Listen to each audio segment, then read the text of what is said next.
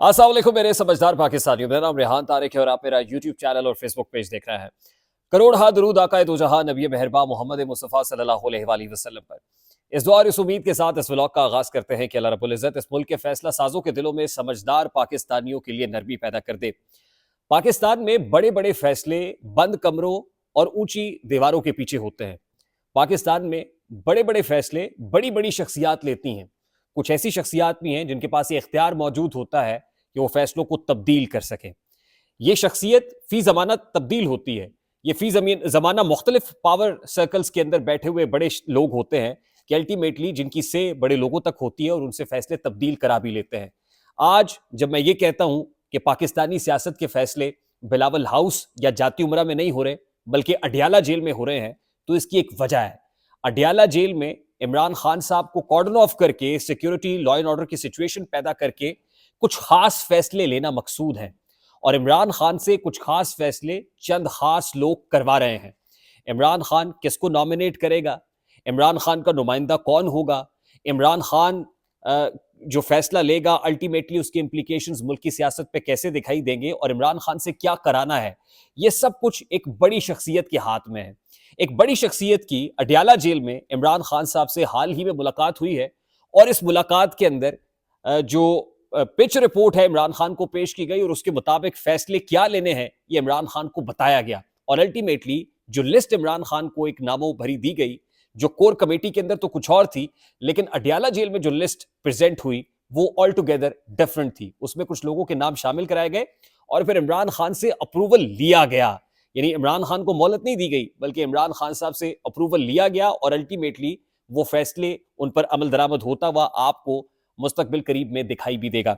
ये तमाम डिटेल्स आज के इस व्लॉग का हिस्सा होंगी। इमरान खान से मुलाकात करने वाली शख्सियत कौन थी, क्या फैसले ले जाए गए और किन फैसलों को कबूल कराया गया, ये तमाम तर मामला डिस्कस करेंगे। DGISI lieutenant general Nadeem Anjum क्या यूएस में बतौर एम्बेसडर तैनात होने जा रहे हैं या नहीं। कल एक इंपॉर्टेंट प्रेस ब्रीफिंग थी, उसमें सहाफी की जानिब से जब सवाल हुआ तो क्या रिस्पॉन्स बड़ी शख्सियत की जानिब से आया कि क्या DGISI वाकई यूएस में एम्बेसडर, उनके कागज मुकम्मल कर लिए गए हैं या अभी ये मामला हवा में मुअल्लक है। ये क्लैरिटी भी आज के इसी व्लॉग में आपके सामने रखेंगे। उसके बाद गुज़श्ता रोज पाकिस्तान तहरीक इंसाफ की कोर कमेटी का इजलास हुआ। अली अमीन गंडापुर साहब शहबाज शरीफ साहब से जब मुलाकात करके आए तो उसके बाद पाकिस्तान तहरीक इंसाफ के बहुत से लोगों को यह शिकवा है कि उन्हें एतमाद में नहीं लिया गया।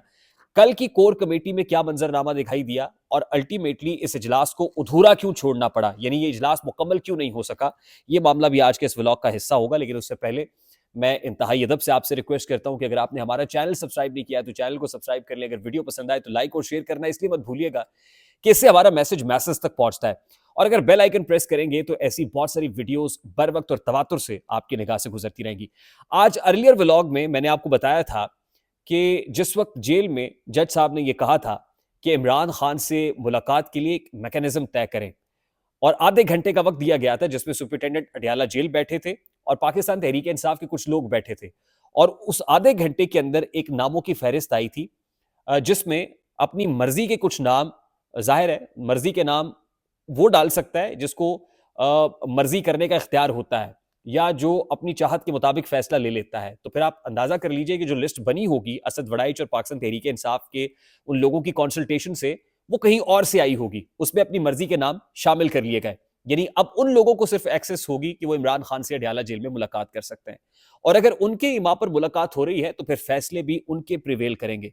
मैंने आपको बताया था कि सेनेट इलेक्शन की बाबत ये जो 2 हफ्ते की पाबंदी अडियाला जेल में लगाई गई है, 2 अप्रैल को सेनेट इलेक्शन है और सेनेट इलेक्शन से पहले पहले उम्मीदवार पाकिस्तान तहरीक इंसाफ की तरफ से कौन होंगे ये फैसले जाहिर है इमरान खान ने तो करने हैं, लेकिन इमरान खान से कुछ लोगों की मुलाकात ना करा के कुछ लोगों को इमरान खान के पास भेज के उस लिस्ट की अप्रूवल मकसूद है कि जिस लिस्ट को वो ऊपर बैठे हुए लोग चाहते हैं कि अप्रूव कराया जाए।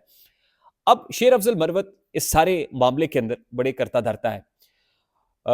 वाकिफान हाल ये बता रहे हैं कि शेर अफजल मरवत साहब जब असद वड़ाइच के साथ ही कंसल्टेशन कर रहे थे तो कुछ नाम उन्होंने अपनी मर्जी के वकला के लीगल टीम के अंदर डाले जिसको वो चाहते थे कि इनको इसमें शामिल किया जाए।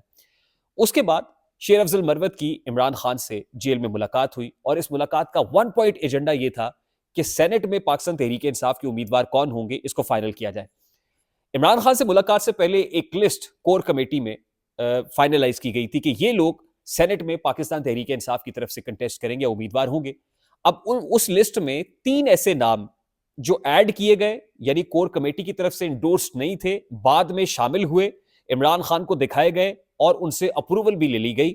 वो 3 नाम फैजुर रहमान, वकास औरकजई और खुरम जीशान के हैं। अब ये 3 लोग वो हैं जो रिपोर्टेडली हमारे जरा ये बताते हैं कि शेर अफजल मरवत ने उस लिस्ट के अंदर टेम्पर करके कहें, एडिशंस कहें, कुछ नाम निकाल के कुछ ऐड करना कहें, ये ऐड किए, इमरान खान को लाइल रखा गया और इमरान खान से उस लिस्ट को ये कह के कि कोर कमेटी की तरफ से ये फैसला कुन लिस्ट है, इमरान खान से अप्रूवल ले ली गई। इसमें एक नाम ऐसा भी शामिल है, जरा ये बता रहे हैं कि जो शेर अफजल मरवत के पीएसओ हैं, यानी शेर अफजल मरवत के स्टाफ अफसर हैं, जो पर्सनल स्टाफ अफसर हैं, उनका नाम, जो उनके डायरी वायरी उठाते हैं, फाइले वाइले उठाते हैं, वो इसके अंदर शामिल, और वो भी अब सेनेटर बनने जा रहे हैं। 2 नाम ऐसे शामिल हैं इसके अंदर कि जो ऊपर से आए हैं, यानी जो हुकूमत साज हल्के हैं उनकी तरफ से ऐड कराए गए हैं और ये लोग आके सेनेट में कंटेस्ट करेंगे। सबसे पहले तो ये कि कौन मुलाकात करेगा, ये तायुन भी ऊपर से हुआ, और फिर सेनेट में कंटेस्ट कौन करेगा, ये फैसला भी कहीं और से हुआ। और आने वाले दिनों में भी कुछ लोग, जाहिर है इमरान खान को तो नहीं पता है कि बाहर क्या हो रहा है, कोर कमेटी के अंदर क्या हो रहा है, उनके तो आंखें और कान वही लोग हैं जो उनको जाके फीड करते हैं और उनसे मुलाकात करते हैं। तो मामलात पाकिस्तान तहरीक इंसाफ के लिए उतने सादा नहीं है जितने दिखाई दे रहे हैं। गुज़श्ता रोज भी पाकिस्तान तहरीक इंसाफ की कोर कमेटी ने फैसला किया कि ये एंकर्स हैं, ये सहाफ़ी हैं जिनके प्रोग्राम्स के अंदर शिरकत अब से ममनू होगी। लेकिन उसके थोड़ी देर बाद ही शेर अफजल मरवत साहब फिर शाहजेब खानजादा साहब के शो के अंदर जाके बैठ गए। अभी कुछ ही देर पहले शेर अफजल मरवत साहब से हमारे एक स्टूडेंट है, उन्होंने एक सवाल किया इस्लामाबाद के अंदर। अब आकिब नूर साहब की तरफ से ये सवाल हुआ कि भाई ये क्या मामला है, आप पार्टी पॉलिसी की खिलाफ वर्जी कर रहे हैं। मुबशर लुकमान के शो में भी आप जाके बैठ गए, फिर शाहजेब खानजादा के शो में भी, और वो तो उन्होंने शटअप कॉल दी पाकिस्तान तहरीक इंसाफ के कारकुनान को, वर्कर्स को, ये कह के कि वर्कर्स हमारे बाप ना बने।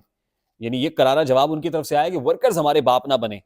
तो आने वाले दिनों में वो सपोर्टर्स, जो फैन बेस शेर अफजल मरवत साहब की है, क्या वो सपोर्टर्स इस जुमले को लाइक करेंगे? क्योंकि वो मुंह फट तो हैं, कुछ भी कह देते हैं। वो कहते हैं ना, पहले तोलो फिर बोलो, लेकिन वो शायद बोलने के बाद तोलते हैं कि क्या है। उसके बाद एक और स्टेटमेंट जिसके ऊपर एफआईए की तरफ से उनको नोटिस हुआ है, 18 मार्च को गालिबन उनको तलब किया गया है। उन्होंने मरियम नवाज शरीफ साहिबा पर यह इल्जाम लगाया था कि मरियम नवाज शरीफ साहिबा उनको कत्ल कराना चाहती हैं, और एफआईए ने इसके ऊपर बुलाया हुआ है।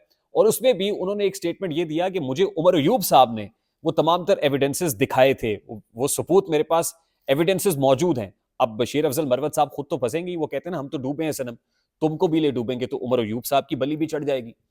तो इसलिए क्या हो रहा है, क्यों हो रहा है, किसके इमा पर हो रहा है, ये इसका तयन करना, जरा सांस लेके रुक के तहरीक इंसाफ को ये करना पड़ेगा। नहीं करेंगे तो ये आग है जिसके साथ शोलों के साथ खेल रहे हैं। दूसरी इंपॉर्टेंट चीज, डीजीआईएसआई की यूएस के अंदर बतौर एम्बेसडर तैनाती है। मुमताज आरा बलोच साहिबा तर्जुमान दफ्तर खारजा हैं, उनसे कल की प्रेस ब्रीफिंग के अंदर यह सवाल हुआ कि क्या डीजीआईएसआई को यूएस में एम्बेसडर लगाया जा रहा है। उसके जवाब में उन्होंने ना तरदीद की है ना तस्दीक की, लेकिन उन्होंने कहा कि अभी तक ऐसी कोई बात फाइनल नहीं हुई है। जाहिर है ये तो डिपेंड करता है chief of the army staff general Asim Munir के ऊपर कि वो क्या रोल असाइन करते हैं लेफ्टिनेंट जनरल नदीम अंजुम साहब को। लेकिन अभी वो ये कह रही हैं, उनसे फिर काउंटर क्वेश्चन भी हुआ कि जाहिर है जब किसी को एम्बेसडर लगाया जाता है तो दफ्तर खारजा की तरफ से ये समरी मूव होती है, ये डॉक्यूमेंटेशन वहां से होती है और वहां पहुंचते। तो उन्होंने कहा जी कि अभी तक हमारे पास ऐसा कोई डॉक्यूमेंट नहीं आया। तो मुस्तकबिल करीब के अंदर अब उनको यूएस में भेजा जाता है। जाहिर है ये प्रोसेस, ड्यू प्रोसेस तो फॉलो होगा, लेकिन ये बहुत ज्यादा डिपेंड करेगा chief of the army staff के ऊपर कि वो अपने किस शख्स को किस जगह के ऊपर अपॉइंट करते हैं, क्या उनका गो हेड मौजूद है, रजामंदी मौजूद है या नहीं है। तीसरी इंपॉर्टेंट बात अली अमीन गंडापुर साहब से मुताल्लिक है। कोर कमेटी के अंदर जब अली अमीन गंडापुर गए तो उनके ऊपर ताबड़तोड़ हमले हुए, सवालात की बौछार हुई कि आप शहबाज शरीफ से मुलाकात करने गए तो क्या आपने हमें एतमाद में लिया? हमें एतमाद में लेना बहुत जरूरी था। बैरिस्टर गौहर उनके दिफा में सामने आए और कहने लगे कि जी इन्होंने मुझसे डिस्कस किया था। जैसे ही बैरिस्टर गौहर ने यह कहा कि अली अमीन गंडापुर ने मुझे एतमाद में लिया था, तो फिर तनकीद की तमाम तोपें बैरिस्टर गौहर के ऊपर तान ली गई कि भाई अगर आपको एतमाद में लिया गया था तो फिर आपने कोर कमेटी को बतौर चेयरमैन पीटीआई क्यों नहीं बताया कि अली अमीन गंडापुर शहबाज शरीफ से मुलाकात करने के लिए जा रहे हैं। और अल्टीमेटली वहां पर आपस में इतनी तू तकार हुई, दस्तों गिरबा हुए कि इजलास को अधूरा छोड़ना पड़ा। कोई भी कंसेंसस नहीं हो सका, और अगर कोई कंसेंसस होता भी है इस कोर कमेटी के अंदर तो इस कोर कमेटी में होने वाले फैसले भी मोम की गुड़ियां हैं जिसको कोई भी पिघला देता है, जिसको कोई भी हवा में उड़ा देता है। आई होप कि जो खबरें आपके साथ शेयर की हैं तो पहुंची होगी, अगर पहुंच जाए तो लाइक और शेयर करके आगे पहुंचाना मत भूलिएगा। चैनल पे अगर नए हैं तो चैनल को सब्सक्राइब कर दीजिएगा, बेल आइकन जरूर दबाइएगा। मुझे रेहान तारिक को इजाजत दीजिए, अपना बहुत सारा ख्याल रखिएगा। अस्सलाम वालेकुम।